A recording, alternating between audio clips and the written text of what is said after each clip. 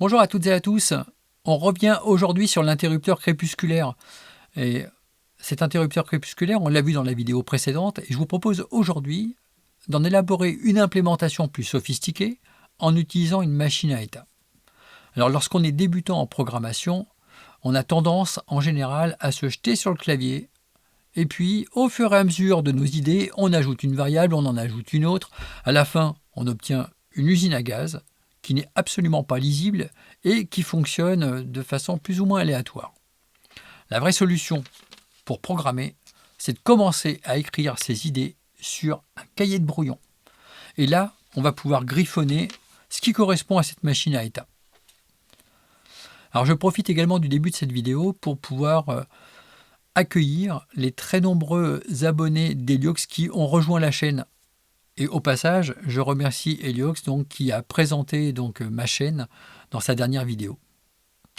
Pour ceux qui ne la connaissent pas, je suppose qu'il n'y en a pratiquement pas parmi mes abonnés, mais bon, si ça devait être le cas, ceux qui ne la connaissent pas, sachez qu'Heliox présente énormément de sujets différents, mais principalement, vraiment son domaine principal, c'est l'impression 3D. Aujourd'hui, elle s'intéresse aussi à l'électronique, à la gravure avec une CNC, à la gravure laser, et vous trouverez des vidéos très professionnelles sur sa chaîne que je vous recommande d'aller voir si vous ne l'avez pas encore découverte. Donc on passe tout de suite au cahier des charges de notre application. Donc ce cahier des charges, il est le suivant, c'est que la détection du jour et de la nuit se font sur deux seuils différents, c'est ce qu'on avait mis en place la dernière fois. L'état jour est validé à la condition que la mesure de luminosité qui correspond au jour soit vérifiée pendant un temps suffisant, ici au moins 5 secondes. De la même façon, on validera le passage à l'état nuit si la luminosité de l'état nuit est validée pendant un temps suffisant de 1 seconde. Bien sûr, ces temps pourront être modifiés et adaptés en fonction des besoins. La lumière sera allumée uniquement lorsque l'état nuit aura été validé et elle sera éteinte uniquement lorsque l'état jour aura été lui-même validé. Alors tout ça, ça amène à la création de quelques variables, donc que voici. Seuil nuit, c'est donc la valeur qui est issue du convertisseur analogique numérique lorsqu'on a atteint le seuil nuit. Seuil jour, pareil, c'est ce qui correspond à la valeur issue du convertisseur analogique numérique, qui, je vous rappelle, est connecté au centre, au point milieu d'un pont diviseur qui exploite la photorésistance et une résistance. Et ça, pour ça, je vous renvoie à la vidéo précédente qui traite donc de l'interrupteur crépusculaire et de la photorésistance. Ensuite, délai jour, c'est donc le délai pendant lequel il faudra conserver un état de luminosité qui valide ce qui correspond au jour. Délai nuit, c'est le pendant pour la nuit. Heure jour et heure nuit, ce sont deux variables qui vont nous permettre de mémoriser le moment où on commence à détecter soit le jour, soit la nuit, de façon à voir si effectivement le délai jour ou le délai nuit a été atteint. Et luminosité, c'est donc la variable qui me permet de connaître le niveau de luminosité, par exemple 400 pour le seuil nuit, 800 pour le seuil jour, etc. Alors on passe maintenant à la machine à état. Et c'est là vraiment, je dirais, l'apprentissage important pour ceux qui ne manipulent pas ce genre de concept. On va voir que ce sont des concepts qui sont finalement très simples, mais qui apportent une aide considérable pour pouvoir réaliser un programme fonctionnel. Donc ici, on démarre avec un premier état que j'ai noté jour. De cet état, soit on y reste dans cet état-là, soit on saute à un autre état que j'ai qualifié de début nuit, qui nous permettra ultérieurement de valider vraiment l'état de nuit. Pour pouvoir passer comme ça de jour à début de nuit, il suffit que la luminosité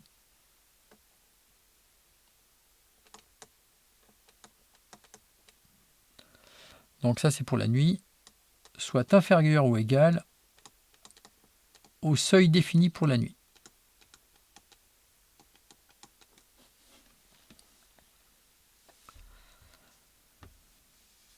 Si effectivement on vérifie cette condition, on peut passer dans l'état début nuit.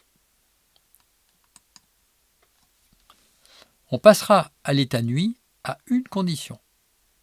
C'est que l'état début nuit ait duré suffisamment longtemps.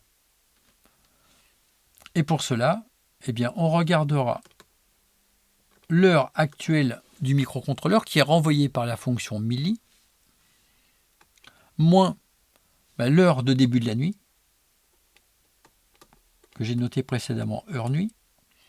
Ici, tout ça, c'est supérieur ou égal à délai nuit. Et bien dans ce cas-là, effectivement, on validera l'état nuit. Alors comme vous pouvez le constater ici, ça suppose d'avoir à un moment donné initialisé la variable heure nuit. Cette initialisation, elle se fera au moment de la transition ici, de jour à début nuit.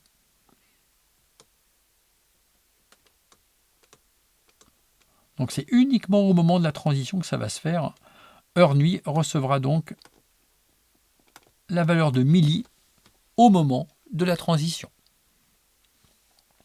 Alors on poursuit. Et on poursuit ici avec éventuellement un retour à jour. Et bien tout simplement, si pendant cette phase de test début nuit, on se trouve avec une luminosité qui retombe sur le seuil qui correspond à la luminosité de jour, et bien dans ce cas-là, on revient à l'état jour.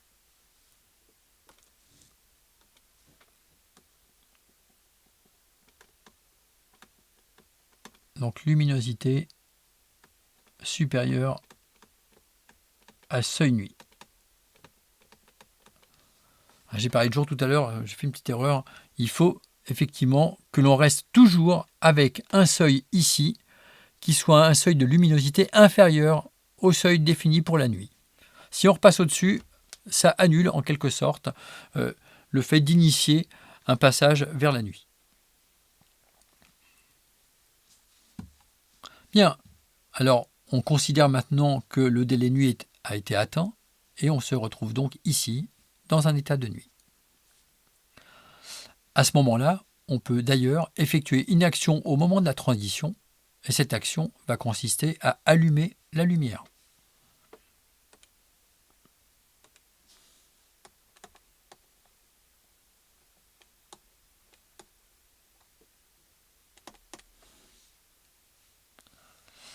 Bien, alors on poursuit. On poursuit et évidemment, donc là, la nuit dure le temps qu'elle dure. Éventuellement, on peut très bien voir apparaître des phares de voitures qui, dans la nuit, ont une portée suffisante pour atteindre, par exemple, vos fenêtres, le capteur de luminosité, la photorésistance. Et ça génère, de façon ponctuelle, une information de début de jour. Et c'est donc le cas où la luminosité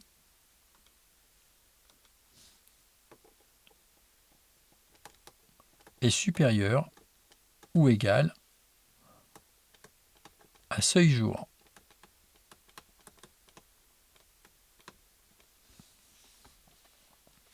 Bon, c'est tout à fait le pendant de ce qu'on a vu tout à l'heure.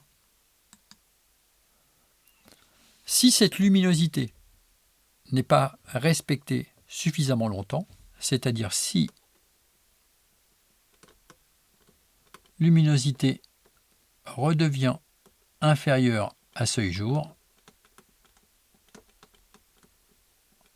et bien dans ce cas-là, on rebascule dans l'état de nuit. Et c'est typiquement ce qui peut effectivement se produire avec l'histoire des phares.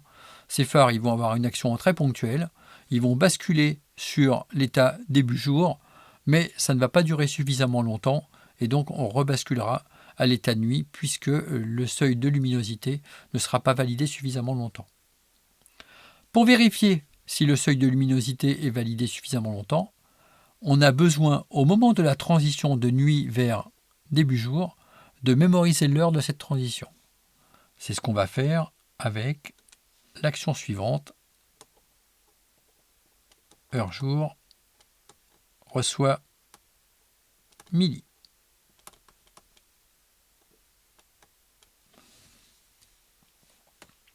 Alors on poursuit. On est donc à l'état début jour. Tout se passe bien, la lumière reste suffisante.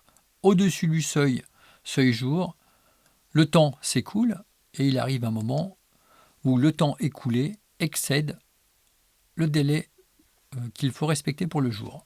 C'est-à-dire quelque chose qui est tout à fait semblable à ce qu'on a déjà vu tout à l'heure pour passer à l'état de nuit validé, c'est-à-dire milli moins heure jour supérieur ou égal à délai jour. Dans ce cas-là, le temps minimum qu'il fallait respecter pour valider le jour est atteint et donc on passe maintenant à l'état jour. À noter qu'au moment de ce passage, on en profite pour éteindre la lumière.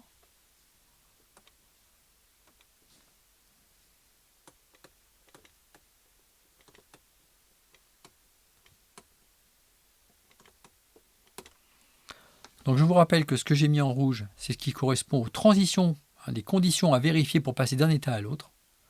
Et ce que j'ai mis en vert, ce sont les actions à réaliser au moment du changement d'état. Alors maintenant, on va voir comment on peut implémenter ça. Donc pour implémenter ceci, on revient donc au programme dans VS Code. Vous pouvez bien entendu travailler avec l'IDE Arduino. Alors on a besoin de mémoriser l'état du système. Pour pouvoir mémoriser l'état de ce système, je vous propose de découvrir une nouvelle fonctionnalité du langage C qui concerne les types énumérés. Effectivement, notre machine à état dispose de 4 états différents. Et puisqu'elle dispose de 4 états différents, si on veut obtenir un programme lisible, eh bien ce serait bien de pouvoir faire référence à ces états par leur nom. Pour ça, on utilise ce qui s'appelle donc les types énumérés et on va définir un type que j'appelle T-état, donc avec le mot-clé enum. Et entre accolades, je vais donner la liste des états possibles pour ce type de données. Le premier état, c'est jour. Le deuxième, c'est début de nuit. Le troisième, c'est nuit. Et le quatrième, c'est début jour. Vous l'avez compris, j'ai repris les intitulés de la machine à état que l'on a vu précédemment. Et maintenant, on crée en statique, évidemment, de façon à ce qu'elle conserve sa valeur, une variable qu'on va appeler état et qui sera de type T-état. On l'initialise en même temps et on va considérer qu'initialement, on est dans une situation de jour. Donc là, j'ai une variable état maintenant qui peut prendre 4 valeurs différentes, jour, début nuit, nuit, début jour. Et pour pouvoir traiter maintenant la machine à état, on va utiliser une structure de au cas par cas avec la structure switch case du C en fonction de la valeur de l'état. Et comme ça, on va regarder ce qui se passe pour les différents cas correspondant aux différentes valeurs possibles pour l'état de la machine. Donc, on aura un case pour le jour, de façon à traiter le jour. Et on ne traitera donc que ce qui correspond au jour ici. On aura donc un traitement spécifique pour le début de la nuit.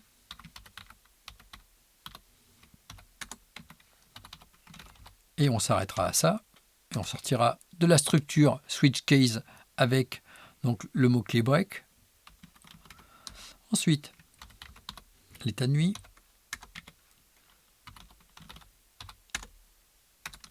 Et enfin, l'état début jour.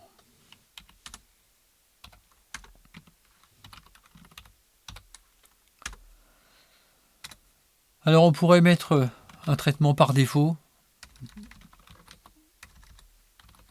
qui normalement ne devrait pas se produire. C'est vraiment une sécurité en quelque sorte. Si on n'était dans aucun de ces états-là, ce qui est quelque chose d'anormal, on retournerait à l'état jour. Mais bon, compte tenu de la définition énumérée de notre état avec le type T-état qui comporte 4 valeurs possibles, ce ne serait pas normal d'avoir une valeur différente.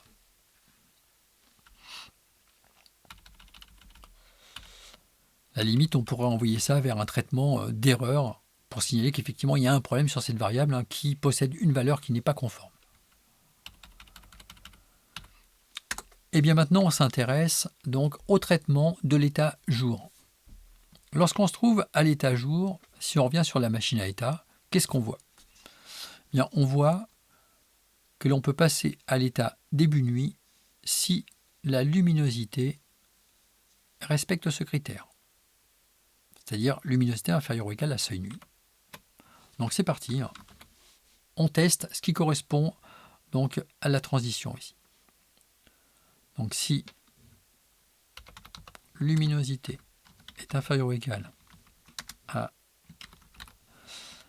seuil nuit, et bien dans ce cas-là, deux choses. La première, c'est de changer la valeur de l'état. État va donc maintenant être début nuit.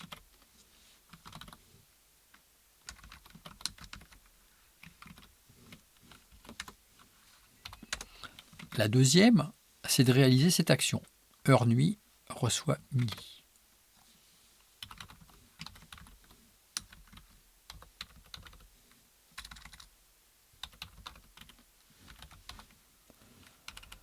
Voilà, c'est tout ce qu'il y a à faire. On voit que sur cet état-là, rien à faire pendant qu'on y est, juste à réaliser donc une transition et effectuer une action pendant la transition.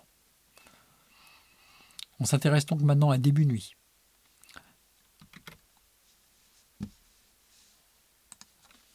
Alors pour début nuit, on reprend l'état de la machine ici. Cet état, il est susceptible d'évoluer vers l'état nuit si midi moins heure nuit est supérieur à délai nuit. Supérieur ou égal. Donc si midi moins heure nuit est supérieur ou égal à délai nuit, eh bien dans ce cas-là,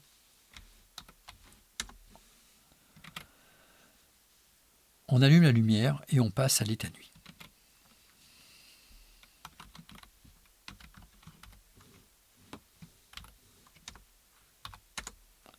Et pour allumer la lumière, on procède comme précédemment, un digital bright pin LED virgule high pour mettre la sortie à l'état haut. Allez, autre possibilité. Autre possibilité,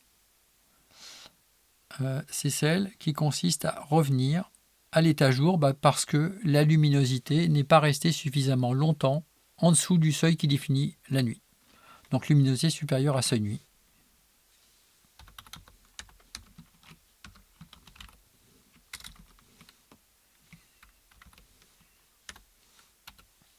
Et dans ce cas-là, on revient à l'état jour.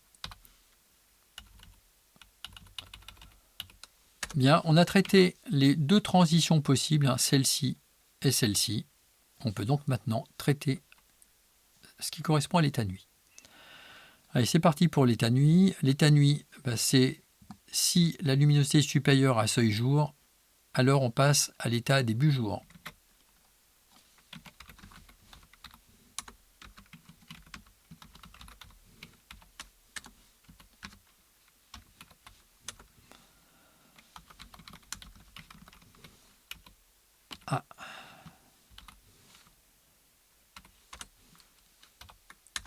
À noter qu'à cette occasion, on mémorise le début de l'arrivée de cet état, avec heure jour.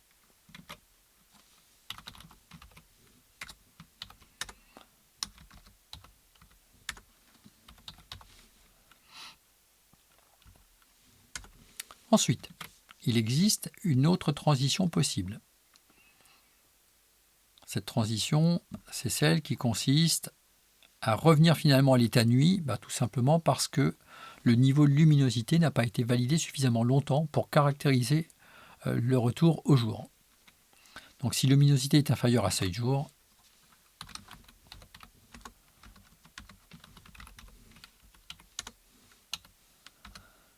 Eh bien, dans ce cas-là, on revient à l'état nuit.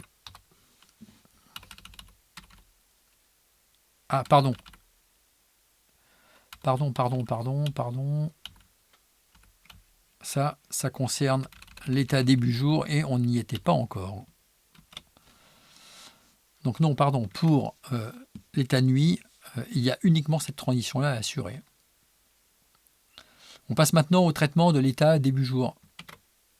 Bon, puisque je l'ai écrit tout à l'heure, effectivement, dans l'état début jour, si la luminosité est inférieure à seuil jour, on retourne à l'état nuit. Autre possibilité, le temps suffisant s'est écoulé. On éteint la lumière et on retourne à l'état jour.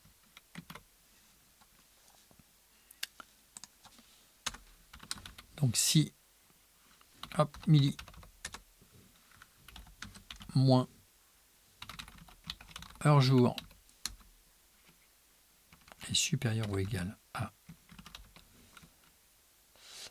délai jour, mais il n'est pas par là, donc voilà, délai jour.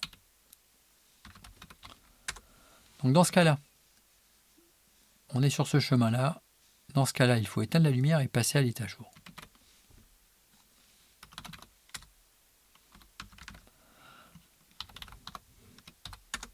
Et on éteint la lumière. Donc Digital White, pin LED, virgule, low pour éteindre. Voilà, on a terminé notre machine à état. Ce que vous pouvez constater, c'est qu'avec cette machine à état, j'ai pas eu à me torturer l'esprit pour pouvoir finalement réaliser mon programme. J'obtiens très simplement une solution qui est clairement construite, qui, on peut même le constater ici, sans commentaire, finalement, on a déjà une bonne compréhension de ce qui se fait. Alors ça ne dispense évidemment pas de mettre de commentaires, mais là, en réalisant la vidéo, si j'ajoute en plus des commentaires, il y en a qui vont s'endormir, en tout cas qui ne vont pas avoir envie de regarder la vidéo jusqu'au bout. Bien, je vous propose de tester ça maintenant. Hop, j'enregistre. J'envoie ça dans la carte Arduino. Je vais venir éteindre la lumière.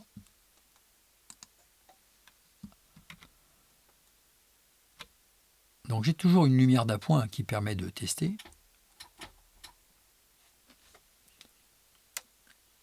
Et maintenant, on va retirer la lumière. Voilà. On a vu qu'il a fallu un certain délai pour que la LED s'allume. Je vais redonner de la lumière maintenant. Et on voit qu'il faut un délai plus important, ce sont les 5 secondes, pour que la lumière s'éteigne à nouveau et détecter le jour. Évidemment, si je fais un aller-retour, eh bien, j'ai généré des conditions de nuit qui n'étaient pas suffisantes et la LED ne s'allume pas. Donc là, je lui laisse l'occasion de s'allumer. Voilà, elle s'allume au bout d'une seconde. Et si je fais des allers-retours pour le jour,